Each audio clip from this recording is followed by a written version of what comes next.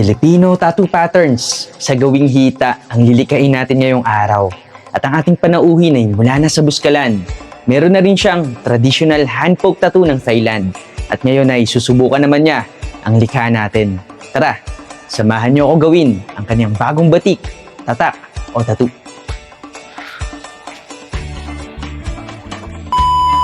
Nag-uumpisa ang lahat sa pag-freehand ng ating disenyo para lapat na lapat ito sa bahagi na paglalagyan ng ating panauhin. Ito ay binubuo ng mga Filipino tattoo patterns at dito ay likhaan na. Siyempre, sasaliw din ng isa sa pamamaraan natin, ang handpoke tattooing o mano-manong paglikha. At nang matapos, ay ito na. Ito ay binubuo ng mga makahulugang Filipino tattoo patterns na may saliw rin ng baybayin. At syempre pat, maligaya ang ating panauhin sa kanyang bagong nakamit na batik.